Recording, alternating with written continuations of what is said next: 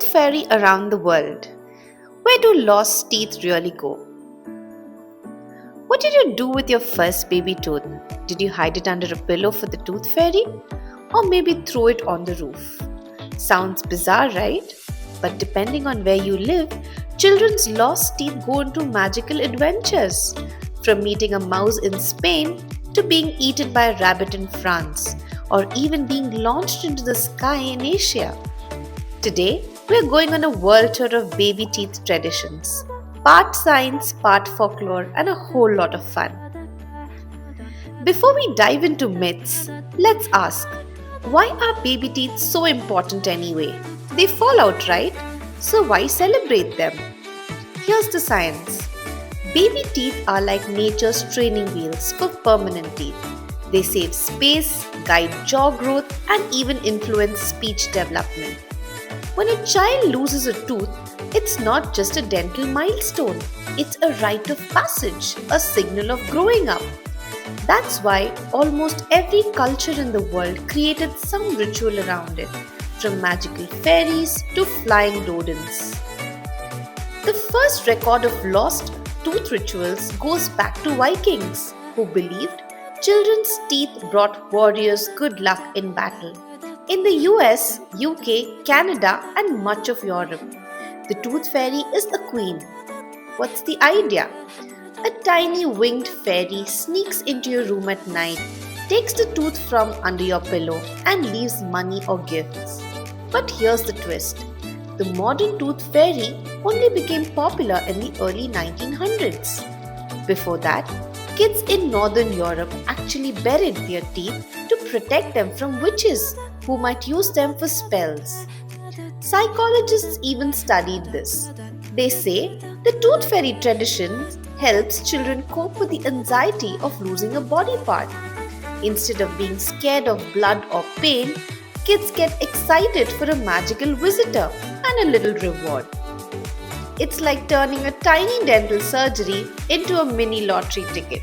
In Spain and Latin America, children don't wait for a fairy, they wait for a mouse. Meet Ratoncito Pérez. First popularized in the 19th century by a Spanish author. This clever little mouse sneaks under pillows and swaps teeth for coins. Why a mouse? Because mice have strong, ever-growing teeth, a symbol of healthy growth for kids. In fact, some cultures believe that if a mouse takes your tooth, your adult teeth will grow in strong and sharp like theirs. Fun fact, in Argentina, Ratoncito Pérez sometimes leaves toys instead of coins. Talk about an upgrade. Imagine telling your child, don't worry, a mouse will sneak into your bed tonight and collect your tooth. Sounds creepy, but kids love it. Now let's fly over to Asia, where children don't hide their teeth, they throw them onto rooftops. In countries like Japan, India, Korea, and China, the direction you throw matters. Upper teeth, throw down to the ground. Lower teeth, throw up to the roof. Why? To make the new tooth grow straight, like gravity pulling it in the right direction.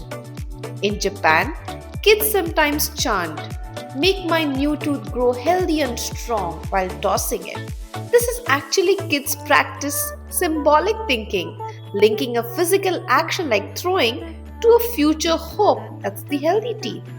It's like a child's first form of manifestation. Here's a quirky twist. In France, it's not a fairy or a mouse, but a rabbit called La Petite Saurus in some regions and a rabbit in others.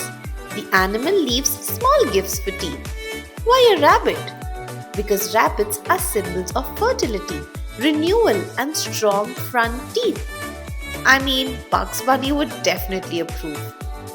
Some parents even leave carrots next to the teeth, so the magical rabbit has a midnight snack.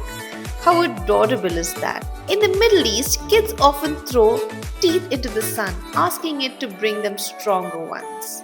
In Turkey, parents sometimes bury teeth in symbolic places like near a school if they want the child to grow smart, or near a field if they want them strong. In South Africa, children put their teeth in a slipper, not under a pillow. The tooth mouse then swaps it for a gift there. And in Native American traditions, some tribes would place teeth on the ground, asking animals like beavers or squirrels, known for strong teeth, to bless the child. At first, these rituals sound silly, a mouse, a rabbit, or throwing teeth onto rooftops. But if you look closer, they're all about one thing: helping kids transition through growth. Science says that losing baby teeth is one of the first big milestones where a child realizes their body changes with age. Traditions make it magical, not scary. So, whether it's a fairy sneaking coins, a mouse running under pillows, or a child shouting to the sun, it's humanity's way of saying growing up is worth celebrating. And here's a thought: if your baby tooth was still around, where would you want it to travel? A fairy's pocket? A rooftop in Tokyo? Or maybe on a mouse's midnight adventure? Whatever the tradition, one thing's for sure: teeth may be tiny, but they carry big stories. So tell me in the comments, what happened to your first tooth? And don't forget to like, share, and subscribe, because the world is full of stories waiting to be told.